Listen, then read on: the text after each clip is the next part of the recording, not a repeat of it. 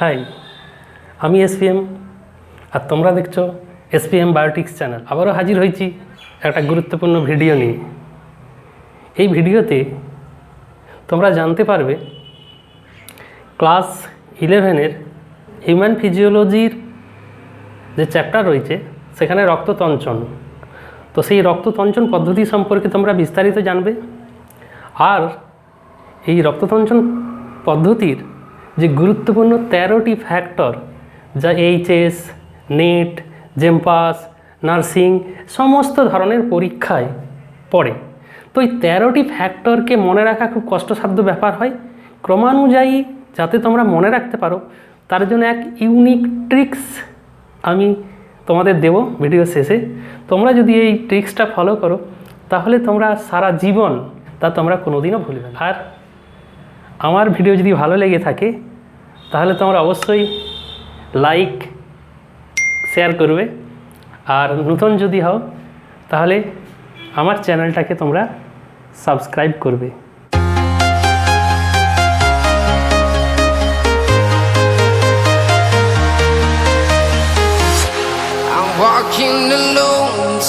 তো এই রক্ততঞ্চন পদ্ধতি সম্পর্কে তোমাদের জানার জন্য আমি বোর্ডে কিছুটা আগে থেকেই লিখে রেখেছি, যাতে কম সময়ের মধ্যে তোমাদের ব্যাখ্যা করতে পারি, নাহলে ভিডিওটা অনেক লম্বা হয়ে যাবে। ছড়ে গেল সেই জায়গাকে কিছুক্ষণ পর রক্ত আস্তে আস্তে আবার রক্ত জমাট বেঁধে যায়। এই যে জমাট বেঁধে যাওয়ার পদ্ধতি, এই জমাট বেঁধে যাওয়ার পদ্ধতিটাকে বলছে রক্ততঞ্চন বা ব্লাড কোয়াগুলেশন। এটাকে হিমোস্টেসিসও বলা হয়, হিমোস্টেসিসও বলতে পারি আমরা। বিটি এবং সিটি এই কথাটা তোমরা হামেশাই শুনতে পাও যখন কোনো তোমরা প্যাথোলজি সেন্টারে যাও। বিটি এবং সিটি কথাটা যায়। বিটি হচ্ছে ব্লিডিং টাইম,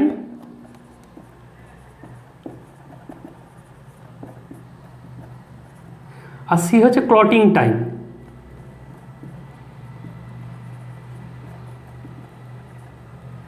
এই বিডি হচ্ছে রক্ত কেটে দিয়ে গেল, মানে যতক্ষণ রক্ত বেরোতে শুরু করলো সেটা হচ্ছে ব্লিডিং টাইম। আর ক্লটিং টাইম হচ্ছে রক্ত কেটে গেল, কেটে যাওয়ার পর যতক্ষণ সময়টা লাগবে রক্ত জমাট বাঁধতে, সেটাকে হচ্ছে ক্লটিং টাইম। ক্লটিং টাইমটা মোটামুটি 2 থেকে 8 মিনিট এটা সময় লাগে, 2 থেকে 8 মিনিট। আর এটা 2 থেকে 5 মিনিট সময় লাগে, 2 থেকে 5 মিনিট, 2 থেকে 5 মিনিট। তো আমাদের রক্তবাহের মধ্য দিয়ে যখন রক্ত প্রবাহিত হচ্ছে তখন রক্ত জমাট বাঁধে না কেন? না, এর প্রধান কারণ হচ্ছে আমাদের দেহের মধ্যে একটা অ্যান্টিকোয়াগুলেন্ট পদার্থ আছে, হেপারিন। হেপারিন থাকায় রক্তবাহের মধ্যে রক্তকে কিন্তু জমাট বাঁধতে দেয় না। এটা একটা বিশেষ ব্যাপার। আর কি না, আমাদের রক্তবাহের মধ্য দিয়ে রক্ত প্রবাহিত হয় একটা বেগে প্রবাহিত হয়, এটা একটা কারণ। আর আরেকটা কারণ হচ্ছে রক্তবাহের যে প্রাচীরটা থাকে সেটা খুব মসৃণ হয়, ফলে এই রক্ত কণিকাগুলো আটকে যাওয়ার কোনো ব্যাপার থাকে না বা ভেঙে যায় না। আর যতক্ষণ না অনুচক্রিকা ভাঙছে ততক্ষণ কিন্তু রক্ততঞ্চন ঘটবে না। এই কারণগুলোর জন্য রক্তবাহের মধ্যে রক্ত কিন্তু জমাট বাঁধে না, আমরা এটা বলতে পারি।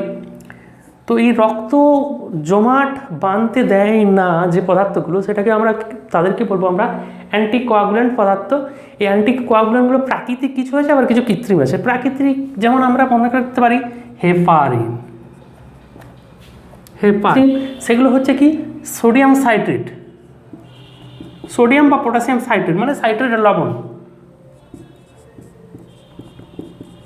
সোডিয়াম সাইট্রেট বা পটাশিয়াম সাইট্রেট হতে পারে। তারপর EDTA, ethylene diamine tetra acetic acid. এইগুলো হচ্ছে আমরা বলতে পারি কৃত্রিম অ্যান্টিকোয়াগুলেন্ট পদার্থ, যেটা রক্তকে জমাট বাঁধতে দেয় না। আর এই যে আমরা দেখছি ব্লাড ব্যাঙ্কে ব্যবহৃত হয় যে রক্ত, আমরা বললাম না রক্ত যখন নেওয়া হয়, ব্লাড কালেকশন করা হয়, তাতে কিন্তু এই সাইট্রেট লবণটা নেওয়া হয়। তো সাইট্রেট লবণটা নেওয়া হয় কেন? অন্যান্য আরও পদার্থ থাকলেও এটাই কেন নেওয়া হয় না? এটার একটা গুরুত্ব আছে কি না, এটা হচ্ছে দেহের মধ্যে খুব সহজেই বিপাকিত হয়ে যায়, দেহের কলাকোষের বা দেহের মধ্যে কোনো বিরূপ প্রতিক্রিয়া সৃষ্টি হয় না সাইট্রেট পর ওই জমাট বাঁধা স্থান থেকে হালকা হালকা হলুদ রঙের স্বচ্ছ একটা জলের মতন যে পদার্থ নির্গত হয়, যেটা হচ্ছে প্রথম ফাইব্রিনোজেনবিহীন একটা অংশ, তাকে বলবো আমরা সিরাম। ওই তঞ্চন উপাদান বা ফ্যাক্টরগুলো এটা হচ্ছে সবথেকে একটা গুরুত্বপূর্ণ ব্যাপার। এইখানে 13টা ফ্যাক্টর আছে, সেই 13টা ফ্যাক্টরকে আমাদের মনে রাখা খুব কঠিন ব্যাপার। তো আমি আজকে একটা ট্রিক্স তোমাদের দেবো, এটা আমি ভিডিওর শেষের দিকে দেবো। তো তোমরা এই ট্রিক্সটা ফলো করবে, তাহলে সহজেই কিন্তু এই 13টা ফ্যাক্টর মনে রাখতে পারবে। এই 13টা ফ্যাক্টরই কিন্তু এইচএস বা নেট, জেমপাসের যে নার্সিং বা অন্যান্য যে পরীক্ষাগুলো আছে সেইগুলোতে কিন্তু এই ফ্যাক্টরগুলোরই নাম কিন্তু আসে। বলে দিবে যে রক্ততঞ্চনের তৃতীয় ফ্যাক্টরটির নাম কি, বা তৃতীয় ফ্যাক্টর এমসিকিউ দিয়ে দেবে, এমসিকিউ থাকে। তো এইগুলো আমি আসছি। পরে আমরা যেটা আসবো সেটা হচ্ছে এই রক্ততঞ্চন পদ্ধতিটা কীভাবে হয়। তো সেখানে আমি বোর্ডে আগে থেকে একটু লিখে রেখেছি, নাহলে সময় লাগবে বলে। তো প্রথমে হচ্ছে দেখো থ্রোম্বোপ্লাস্টিন উৎপাদন। এই থ্রোম্বোপ্লাস্টিন উৎপাদন কীভাবে হবে, ওই যে কেটে যাওয়া বা ছড়ে যাওয়া যে জায়গাটা, সেই জায়গাটা বিনষ্ট কলাকোষগুলো, কলাকোষ মানে সেখানে অণুচক্রিকার কিন্তু ভাঙন ঘটতে হবে। তাহলে অণুচক্রিকার ভাঙন ঘটলে সেইখানে কি হবে না, এখানে থ্রোম্বোপ্লাস্টিন বা থ্রোম্বোকাইনেজ বলে যে পদার্থ আছে সেটা কিন্তু উৎপাদন হবে। তো এই উৎপাদন হওয়ার জন্য এখানে কিন্তু তঞ্চন ফ্যাক্টরগুলোর একটা ভূমিকা আছে। ক্যালসিয়াম আয়ন এটাও একটা তঞ্চন ফ্যাক্টর, তবুও কিন্তু আমি লিখে রেখেছি ক্যালসিয়াম প্লাস প্লাস। এবং অন্যান্য যে তঞ্চন ফ্যাক্টরগুলি সেখানে সক্রিয় হবে এইখানে বিনষ্ট কলাকোষের স্থানে গিয়ে, সেখানে এই বিনষ্ট কলাকোষ বা অণুচক্রিকা থেকে থ্রোম্বোপ্লাস্টিনের অপর নাম তোমরা কিন্তু মনে রাখবে থ্রোম্বোকাইনেজ। এই থ্রোম্বোকাইনেজ কিন্তু খুব গুরুত্বপূর্ণ। এই থ্রোম্বোকাইনেজ উৎপন্ন হয়, এটা প্রথম ধাপ। দ্বিতীয় ধাপে কি হয় না, দ্বিতীয় ধাপে হচ্ছে থ্রম্বিন উৎপাদন। রক্তরস বা প্লাজমা, এই প্লাজমাতে দুটো প্রধান উপাদান থাকে, একটা হচ্ছে প্রথম্বিন আর দ্বিতীয় হচ্ছে ফাইব্রিনোজেন। এইগুলোও কিন্তু হচ্ছে উপাদান। তাহলে এইগুলো কোথায় থাকে, রক্তরসের মধ্যে কিন্তু উপস্থিত থাকে, প্রোটিন উপাদান। এই প্রথম্বিন, রক্তরসের উপস্থিত প্রথম্বিন, এই যে থ্রোম্বোকাইনেজ বা থ্রোম্বোপ্লাস্টিন উৎপন্ন হলো সেটা সক্রিয় হয়ে উঠলো, ক্যালসিয়াম আয়নের উপস্থিতিতে সক্রিয় হয়ে উঠলো, এবং এটার প্রভাবে এবং অন্যান্য ফ্যাক্টরগুলির সহায়তা সে এই প্রথম্বিনকে পরিণত করবে থ্রম্বিনে। এটা দ্বিতীয় ধাপ। তৃতীয় ধাপ ফাইব্রিন উৎপাদন ও তঞ্চন পদ্ধতি। কিভাবে করবে ফাইব্রিন উৎপাদন না, এই ফাইব্রিনোজেন যেটা আমাদের রক্তরসে উপস্থিত আছে, সেই ফাইব্রিনোজেন, এই যে থ্রম্বিন দ্বিতীয় ধাপে যেটা উৎপন্ন হয়েছে থ্রম্বিন, সেই থ্রম্বিনকে, সক্রিয় থ্রম্বিনকে ক্যালসিয়াম আয়ন এবং অন্যান্য ফ্যাক্টর, বিশেষত এখানে গুরুত্বপূর্ণ ফ্যাক্টর হচ্ছে 13 নম্বর ফ্যাক্টর, সক্রিয় হয়ে 13A-তে পরিণত হয়। যাই হোক 13 ফ্যাক্টরের উপস্থিতিতে ফাইব্রিন, অদ্রবণীয় ফাইব্রিনে পরিণত হয়।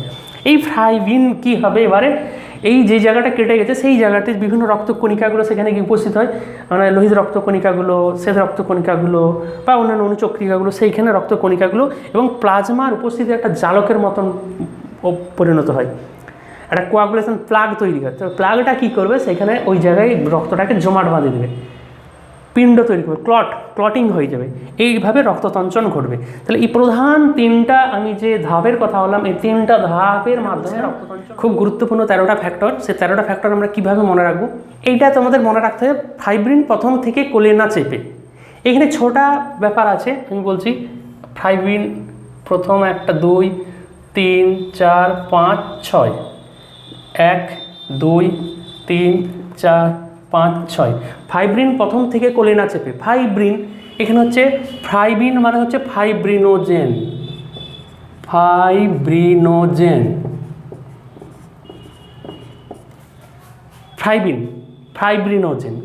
এবার হচ্ছে কি আমরা প্রথম্বিন।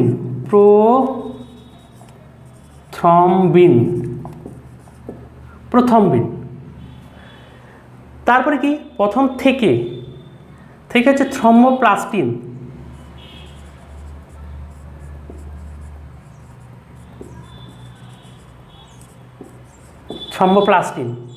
তাহলে ফাইব্রিন প্রথম থেকে কোলে, মানে হচ্ছে ক্যালসিয়াম, থেকে ক্যালসিয়াম এসেছে, ক্যালসিয়াম।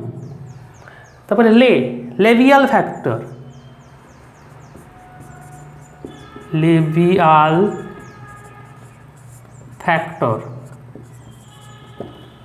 কোলে। এই 6 নম্বর হচ্ছে না চেপে মানে হচ্ছে এখানে না মানে নাই, তার মানে এটা এখনো প্রকল্পিত, সেই জন্য এই ফ্যাক্টরটা আমরা বলতে পারি নাই, এটা হচ্ছে প্রকল্পিত।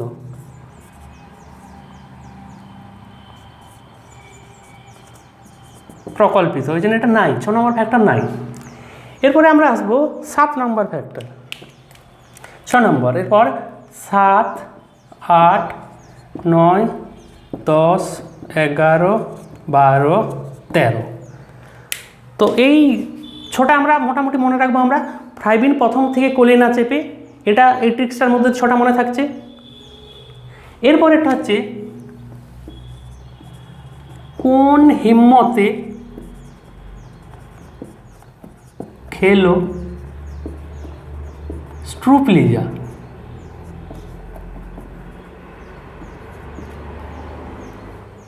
কোন হিম্মতে খেলো স্ট্রুপ্লিজা, কোন হচ্ছে এখানে কনভার্টিন।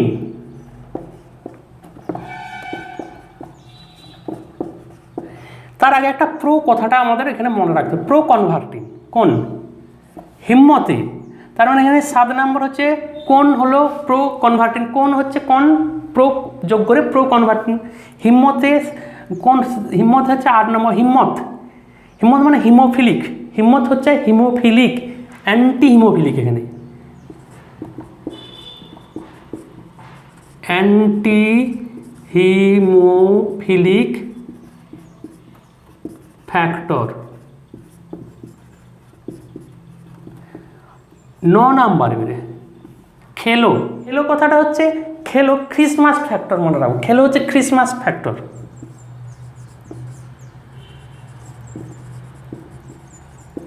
Christmas factor. তারপরে এটা হচ্ছে 10 নাম্বার স্টুয়ার্ট ফ্যাক্টর। স্টু মানে হচ্ছে স্টুয়ার্ট ফ্যাক্টর।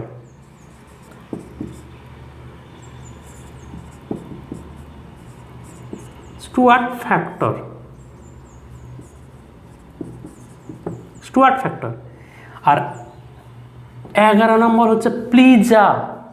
এই 11 নম্বরে আমরা পাবো প্লিজা থেকে হচ্ছে প্লাজমা পিটিএ। প্লিজা হচ্ছে প্লাজমা থ্রম্বোপ্লাস্টিন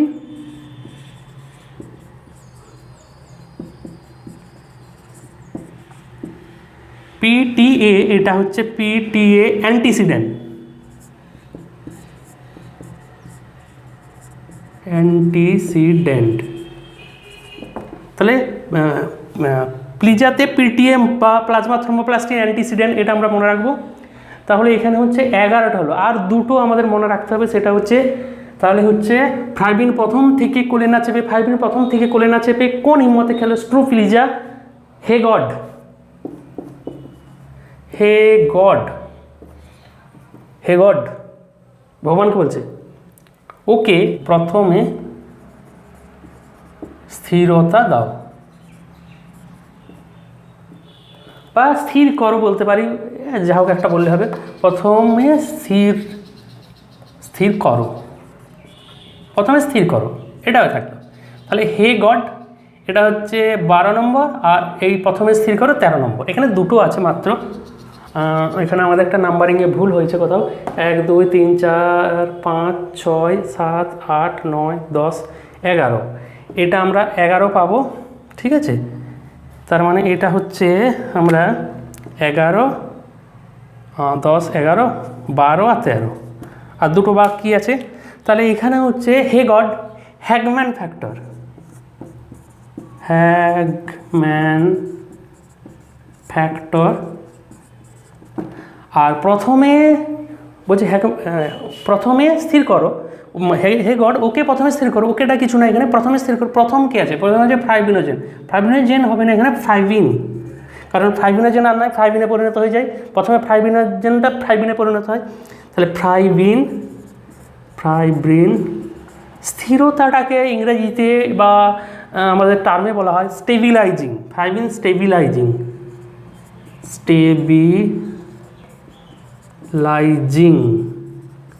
ফ্যাক্টর। তাহলে এই 13টা আমি ফ্যাক্টরের কথা বললাম, এই ট্রিক্সটা তোমরা অ্যাপ্লাই করতে পারো, তোমরা সারা জীবন আর কখনোই ভুলবে না। কি ট্রিক্সটা আরেকবার বলে দিই। ফ্রাইবিন প্রথম থেকে কোলে না চেপে, ফ্রাইবিন প্রথম থেকে কোলে না চেপে কোন হিম্মতে খেলো স্ট্রুপ্লিজা। হে গড ওকে প্রথমে স্থির করো, ওকে প্রথমে স্থির করো। ফ্রাইবিন প্রথম থেকে কোলে না চেপে কোন হিম্মতে খেলো স্ট্রুপ্লিজা। হে গড ওকে প্রথমে স্থির করো। তাহলে ফ্রাইবিন মানে হচ্ছে ফ্রাইবিনোজেন, প্রথম হচ্ছে প্রথমবিন, থেকে থ্রম্বোপ্লাস্টিন, কোলে কো হচ্ছে ক্যালসিয়াম, লে হচ্ছে লেভিয়াল ফ্যাক্টর, না চেপে হচ্ছে নাই। কোন এখানে 7 নম্বর হচ্ছে কনভার্টিন, এখানে তার আগে একটা প্রো আমাদের মনে রাখতে হবে, প্রো কনভার্টিন ফ্যাক্টর। তারপরে হিম্মতে হচ্ছে অ্যান্টি হিমোফিলিক ফ্যাক্টর। খেলো হচ্ছে এখানে আমাদের মনে হতো ক্রিসমাস ফ্যাক্টর। Stuart factor. ফ্লিজা হচ্ছে পিটিএ মানে প্লাজমা থ্রোমোপ্লাস্টিন অ্যান্টিসিডেন্ট। আর হ্যাগম্যান ফ্যাক্টর। প্রথমে স্থির করো, প্রথমে হচ্ছে ফাইভিনোজেন থেকে ফাইভিন স্টেবিলাইজিং ফ্যাক্টর। তাহলে এখানে এই যে আমি 13টা ফ্যাক্টরকে ক্রমানুযায়ী মনে রাখবো, আমাকে এটা মনে রাখতে হবে, আগে এটা পড়ে নিতে হবে, দিয়ে এটা মনে রাখতে ফাইভিন প্রথম থেকে কোলেনা চেপে কোন হিম্মতে খেলো স্ট্রুপ্লিজা হেগডকে প্রথমে স্থির করো। আমার বলেছে 9 নাম্বার ফ্যাক্টরটা, তাহলে আমি এখান থেকে এরকম করে দেখলাম 9 নাম্বার খেলো মানে হচ্ছে ক্রিসমাস ফ্যাক্টর। ঠিক আছে।